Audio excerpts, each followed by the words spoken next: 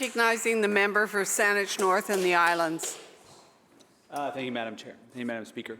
Pleased to rise to speak to Bill 44, the Building and Strata Statutes Amendment Act. Every day we hear from our constituents stories from all corners of the province about the impact of the housing crisis. From young people forced to leave the province to businesses who are struggling to pay rent, to businesses who are struggling to pay rent and attract workers due to the costs of housing. It's not healthy for our economy, and it's not healthy for our communities. Our communities should be places where people of all ages and walks of life can thrive. Removing age and rental restrictions from strata corporations is a small step that this government is taking, but it's not an uncontroversial one, I should point out. We have heard, as the member from Richmond just mentioned, it's only been less than 24 hours, but we have heard from our constituents from across the province about the potential impacts that this change that the government is making may have. My concern is that there's no real method for measurement in this bill, no planned review to see if the changes that have been made are effective or if the outcomes that are being, that the government expects to happen are actually being achieved. Removing age and rental restrictions was one of those recommendations that was made on the 2018 Rental Housing Task Force. It was a bipartisan working group that was created by the former minister responsible for housing. It was one of those pieces that was, as that report was tabled, one of the more controversial pieces that we heard about, even though what did not show up in the former Minister of Housing's 30-point action plan to address the housing crisis that we are still addressing here today.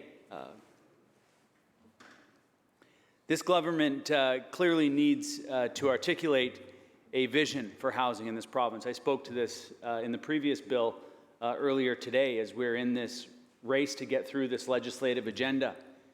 We're speeding through important housing policy, including changes to the Strata Act that has had a tremendous response from people, a mixed response from people. People are challenged with this piece of policy, but yet it shows up at the end of this legislative agenda that is in full speed ahead movement for this debate today.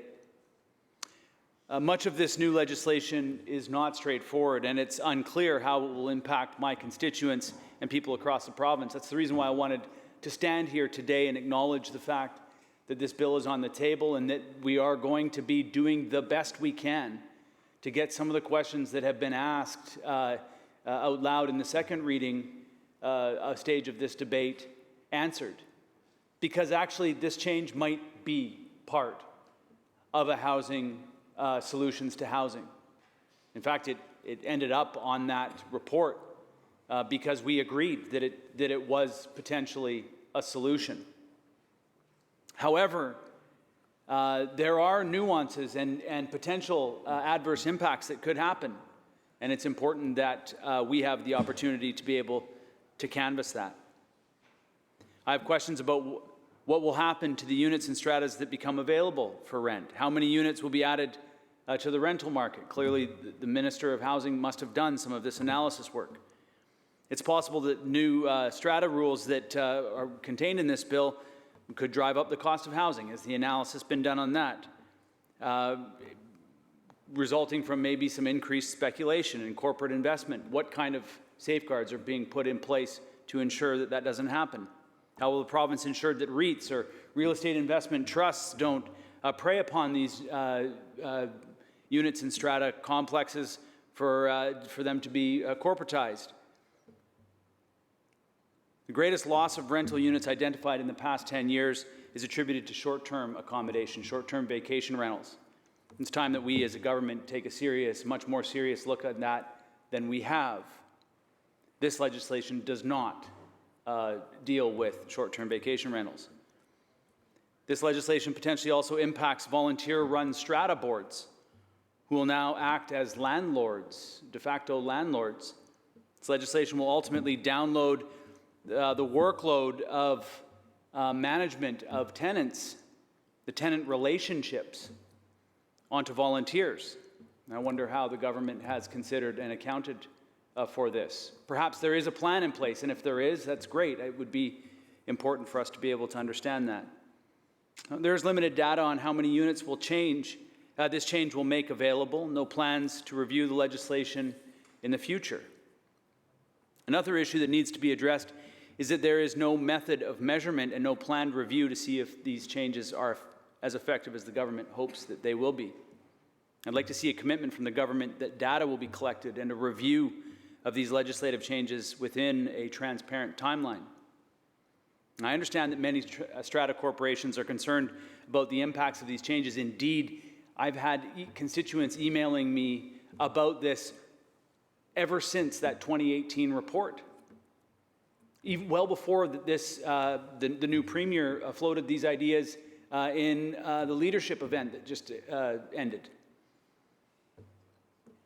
And so I think that it's important that we are clear to our constituents and to the 900,000 people who occupy the 900,000 units that are within stratas. But we are in a housing crisis, and it is good to see that changes are being made to account for concerns of stratas, such as allowing them to apply to the residential tenancy branch for dispute resolution. While I welcome the changes and the opportunities to address the housing crisis, this government cannot expect to solve the problems with the same thinking and approaches that created them. We need to meet the needs of a public crisis. Tabling this legislation at the last minute and stifling democratic debate is not a good way to hear the concerns and meet the needs of the public. Thank you for this opportunity to speak to this bill. Thank you.